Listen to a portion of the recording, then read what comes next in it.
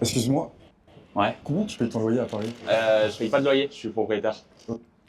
Ah, bah voilà, un jeune qui ne paye pas de loyer puisqu'il est propriétaire. Ça fait plaisir. Alors on va voir s'il n'y a pas un peu plus d'informations sur ça derrière. Ok, et à quel prix t'as acheté ton appartement? J'ai acheté mon appartement, c'est drôle, j'ai acheté mon appartement un peu plus d'1 million d'euros. Ok, Et j'ai un crédit, hein. Ah! Ce jeune homme nous dit qu'il a un crédit. Je croyais qu'il était propriétaire, hein, puisque juste un petit peu avant, il nous a dit je ne paye pas de loyer, je suis propriétaire. Mais en fait, s'il a un crédit, bah, il paye un loyer, mais à la banque. Donc en fait, tant qu'il n'a pas remboursé ce crédit, il n'est pas propriétaire.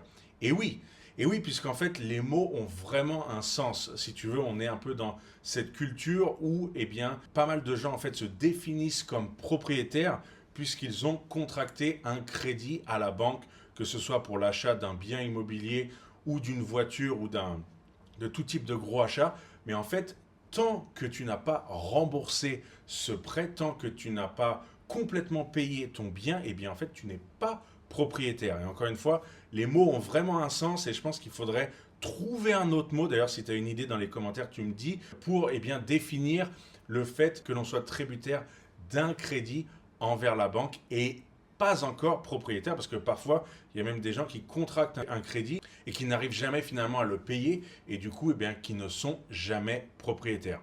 Ouais, Je faut le pense dire. que j'ai une question encore un peu plus drôle pour toi. Est-ce qu'on Dis-moi. pourrait faire un tour? Ah oui, de mon appartement du Ouais, coup. visiter chez toi. Écoute, j'allais préparer un dîner, donc si tu veux qu'on passe 5 minutes avant, va bien. Chez moi du coup, hein. Un appartement typique. Alors, la première chose que je vois, tu vois, c'est que le mec, donc, il a acheté un appartement à 1 million d'euros. Et qu'est-ce qu'il fait? C'est que bah, quand il rentre dans son hall d'entrée, dans sa cuisine là, eh bien c'est qu'il garde ses chaussures. Donc il a un super appartement et il garde ses chaussures qui ont touché la crasse de Paris. Le Paris de 2026, le Paris de Hidalgo qui n'a jamais été aussi crade qu'aujourd'hui. Alors effectivement, en réalité, Paris a toujours été une ville quand même assez sale, mais là quand même vraiment maintenant c'est le pompon, c'est vraiment une des pires villes européennes en termes de propreté. Il y a de la crasse vraiment de partout dans cette ville. Et le fait, en fait, de garder ses chaussures et de marcher comme ça dans sa demeure, dans sa forteresse, quelque part, j'allais dire, c'est quelque chose qui est quand même absolument dingue. Un truc d'ailleurs aussi que j'ai jamais compris vraiment, c'est qu'en France ou en Occident de manière générale, on n'a pas cette culture d'enlever ses chaussures avant de rentrer chez soi, alors que normalement, eh bien, on devrait les enlever, puisque l'extérieur, en général, déjà est quand même assez sale, surtout si on habite dans une grande ville. Et en plus, surtout, on ne peut pas maîtriser, si tu veux, l'hygiène extérieure. Par contre, on peut maîtriser l'hygiène intérieure, c'est-à-dire de notre logement, alors que dans d'autres cultures, eh bien, ce n'est pas du tout le cas. Par exemple, tu vois, en Asie ou même en Turquie, eh bien, ils enlèvent leurs chaussures à chaque fois avant de rentrer chez eux et ils font vraiment la distinction entre extérieur et intérieur.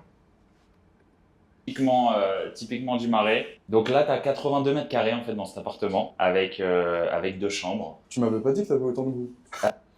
Voilà, donc là, il a payé 1 million d'euros quand même pour 82 mètres carrés dans le Marais. Donc le Marais, c'est vraiment l'hypercentre de Paris.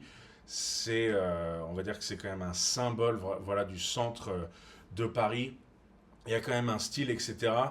Mais selon moi, quand même, c'est bien trop cher. En fait, il faut savoir aussi que Paris, c'est donc la capitale de la France, c'est une capitale européenne, même mondiale. Et c'est vrai que c'est une ville qui a toujours été chère, hein, déjà culturellement, quand même, depuis très longtemps.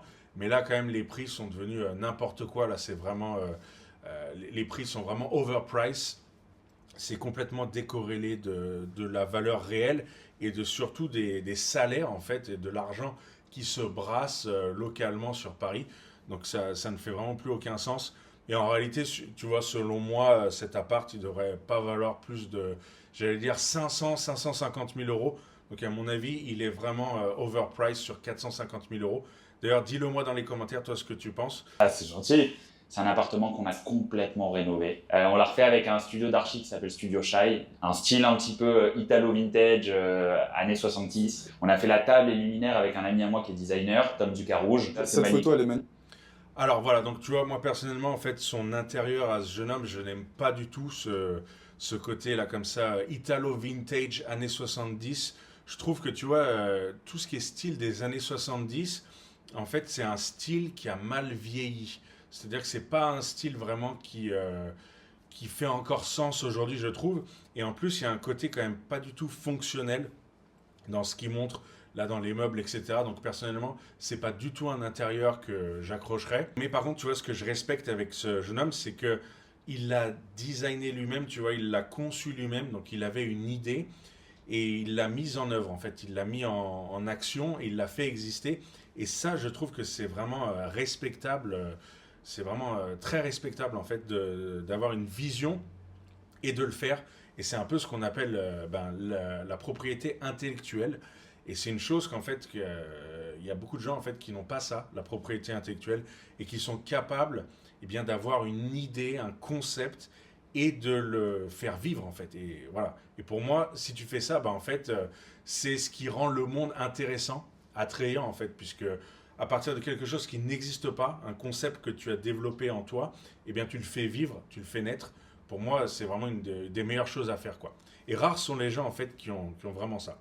Ça, c'est Cette Malik. photo, elle est magnifique. Je l'ai acheté au Sénégal, à la Biennale de Dakar, et c'est Malik Bodian. Faut que tu me dises Alors, il y a quelque chose avec l'art africain chez les riches, chez les gens qui sont assez aisés. Souvent, en fait, ils se prennent d'art africain, donc ils aiment bien l'art africain.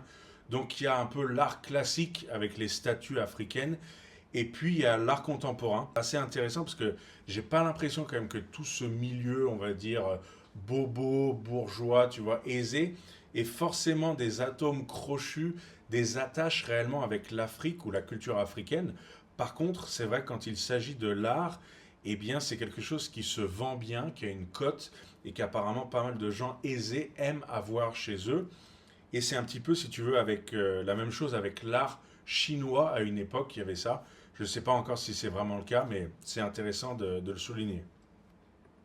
comment t'as trouvé cette pépite, je veux la même. Et bah écoute, je l'ai trouvé, je l'ai trouvé via mon agence immobilière. J'ai une agence immobilière, moi, à Paris, T'as qui est à quel âge Cannes maintenant. 28, je viens d'avoir 28 ans. Et t'as déjà ton agence. J'ai déjà mon agence immobilière. J'ai monté quand j'avais 22 ans. Au final, Et, on a un petit point commun, on fait les choses un peu jeunes. Exactement.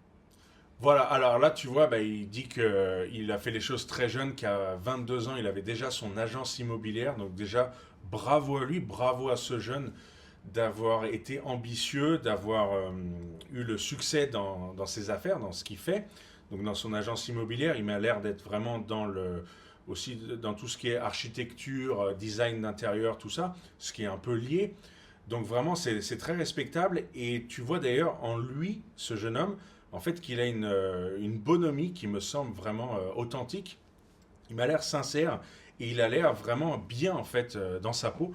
Et ça, pour moi, c'est tout à fait l'exemple de quelqu'un qui est riche, qui a fait de l'argent, mais qui vraiment a une bonne attitude derrière. Donc, il y a une positivité derrière son argent.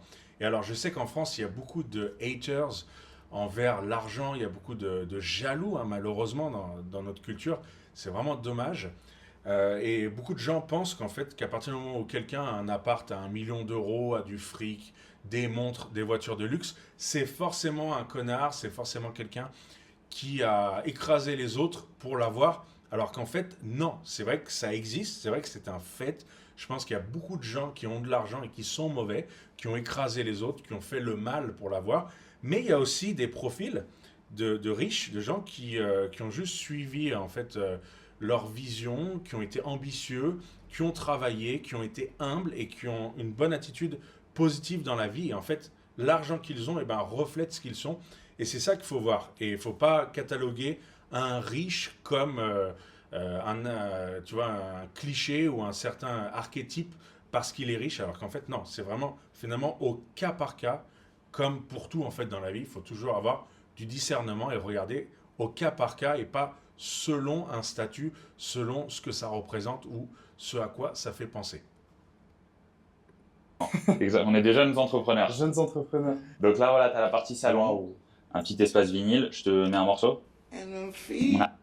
Voilà, donc là il a un espace vinyle. Alors ça aussi, le vinyle revient à la mode en ce moment, surtout aussi dans les cercles bobos, bourgeois, aisés. Alors souvent, tu vois, là c'est une platine de vinyle certainement qui a été refaite, tu vois, qui a été recréée. C'est pas une platine d'époque. Et ça vaut bonbon, hein, ça vaut quand même de l'argent. Mais il y a aussi le phénomène, tu vois, qu'aujourd'hui, il y a pas mal de jeunes, j'ai entendu, qui se mettent à acheter des vinyles, qui souvent n'ont pas connu les vinyles, certainement comme la Gen Z ou Y, je sais plus, et qui achètent ça parce qu'en fait, bah, le vinyle, c'est un grand objet, un disque, voilà, un grand disque en plastique avec une grande pochette, et c'est quelque chose qui est tangible, qu'on peut toucher. Et tu vois, à l'heure du digital, bah, c'est quelque chose qui manque aujourd'hui, les objets qu'on peut toucher. Il y a une histoire, il y a de la vie dedans. Et je pense que c'est pour ça que bah, ça revient un peu comme ça à la mode. Alors moi, personnellement, je n'en achèterai pas parce que c'est un très bel objet. Il y a un style quand tu l'écoutes et tout ça, mais ça prend de la place. Donc ça va pas vraiment avec bah, ma philosophie d'être un peu détaché, tu vois, pour avoir plus de clarté. Mais je comprends tout à fait qu'il y en a qui aiment. Et d'ailleurs, toi, peut-être, tu aimes les vinyles. D'ailleurs, dis-le moi dans les commentaires. On a recouvert la cheminée miroir aussi, donc ça pour moi c'est... Enfin je la trouve splendide, elle est fonctionnelle. Ce soir c'est feu de cheminée raclette, tu vas tout savoir pour le menu. Je vais peut-être te donner des chaussons parce qu'on est sous moquette. Allez, bah, j'enlève mes chaussures direct. Ah, bah enfin, il enlève finalement ses chaussures pour enfiler ses chaussons pour aller dans la chambre à coucher. C'est bien, mais j'espère que le frérot, à terme, eh bien, il saura garder ses chaussons dans son logement entier et pas seulement dans la chambre à coucher, parce qu'encore une fois, c'est vraiment dégueulasse de garder ses chaussures à l'intérieur. Welcome. On a fait une suite un peu façon hôtel. Là c'est ultra chaud pour le coup. Mais là t'as 25 mètres carrés donc de chambre. Voilà, donc là, c'est son intérieur. Alors, personnellement, tu vois, il dit que ça fait façon hôtel. Moi, ça, c'est pas quelque chose que j'apprécie puisque, en fait, un hôtel, eh bien, c'est un lieu pour dormir, mais qui est quand même assez impersonnel puisque qui est là, en fait, pour accommoder un certain grand nombre de voyageurs. Et donc, c'est assez impersonnel et je trouve que de recréer une chambre à coucher façon hôtel, bah justement, ça fait pas chambre à coucher, ça fait pas touche personnelle d'un appartement. Et tu vois aussi comme il a agencé là les meubles un peu au milieu, bah, je trouve que là aussi ça réduit la place. Et moi encore une fois qui aime eh bien la clarté, avoir de l'espace, de la vision, et bien là le fait qu'il y ait les meubles comme ça en plein milieu comme dans une chambre d'hôtel, je trouve que ça fait vraiment un peu restreint au niveau du mouvement. Avec bah, du coup toute une partie dressing. T'es sur cours. Là c'est une chaise, bon, c'est une chaise d'un designer aussi, Nicolas Zanoni. Et là t'as une petite, on a fait intégrer la télévision Ah ouais. avec sortie automatique. Bah, ça sert hein, d'avoir une petite agence immobilière pour avoir les pépites avant les autres. Dolly, c'est... Alors là, c'est marrant, tu vois, parce que là aussi, il présente la télé en fait qui sort du lit comme quelque chose de vraiment cool et sympa. Et moi, je le vois pas comme cool parce que si tu veux, bah ça en fait, c'est ce qu'on appelle de l'optimisation. Et c'est un peu une certaine culture qui nous vient du Japon où en fait, bah, les Japonais, comme ils ont un manque de place extrême, surtout dans les grandes villes, et qu'ils ont des très petits logements, bah, du coup, ils ont été obligés de trouver des techniques pour optimiser et en fait eh bien, faire en sorte que les meubles soient visibles et présents uniquement que quand ils les utilisent et que le reste du temps eh bien, ils soient rangés pour gagner de la place. Et en fait, ben, moi, voir ça présenté comme cool, pour moi, c'est pas cool puisque là, on est dans la restriction, on est dans la limitation de l'espace et non dans l'opposé, dans la largesse, dans l'abondance. Et donc personnellement, bah, encore une fois, c'est un endroit que je trouve, une chambre à coucher où tu te sens en fait étriqué et bah, du coup, c'est pas agréable. Je recommande, les yeux fermés. Et ici, du coup, on a fait la douche. Wow. Là, c'est du marbre en Pérador. On a fait les murs en béton ciré. Bon, je sais qu'il est, il est tôt. Voilà, donc là, il nous parle de marbre en Pérador. Alors, je connaissais pas ce matériau, mais effectivement, eh bien, ça fait très noble. Et on voit vraiment que ce jeune homme, donc il a 28 ans, et il a du goût. Et ça, vraiment, c'est très bien. C'est très bien d'avoir du goût, parce qu'il y a de plus en plus de gens qui n'ont pas de goût. Alors, on va me dire, oui, mais il est riche. Donc, quand on est riche, on peut avoir du goût. Ben, en fait, non, pas forcément. Parce qu'il y a plein de riches aussi qui n'ont pas de goût. Et en fait, avoir du goût, ben, ça se développe. C'est une curiosité. C'est une envie, voilà, avoir des certains standards dans la vie. Et c'est pas tout le monde qui a ça. Et surtout chez la jeunesse d'aujourd'hui qui devient de plus en plus uniforme. Vraiment, donc ça, vraiment, je trouve ça très bien de la part de ce jeune homme. Tôt, il est 15h. Un petit whisky au sirop d'érable qui vient tout droit du Canada. Voilà, sans ça. Ah, ça sent trop bon. C'est pas mal, hein? Hop, Je vais partir content. exactement. Tiens. Excuse-moi. Alors, le whisky au sirop d'érable, ça sera surtout pas pour moi puisque jamais d'alcool. Et d'ailleurs, je te recommande de sortir l'alcool complètement de ta vie. Par contre, du sirop d'érable, pourquoi pas, qui est un produit du Canada, et ben ça aura été avec plaisir s'il m'avait invité. Mais en tout cas, il m'a pas invité, c'est moi qui me suis invité dans sa vidéo pour en faire une petite analyse. En tout cas, si tu as aimé cette vidéo, eh bien, mets un like. Abonne-toi, j'ai vu que vous étiez beaucoup à regarder les vidéos sans être abonné, donc abonnez-vous. Et si vous voulez recevoir un résumé qui reprend tous les points qu'on a abordés dans cette vidéo, eh bien la seule chose que vous avez à faire ou que tu as à faire, eh bien c'est d'envoyer envoi dans la barre des commentaires et moi je t'envoie ce guide sur ton email. En tout cas, je te dis à très bientôt pour une prochaine vidéo d'analyse d'actu. Allez, salut!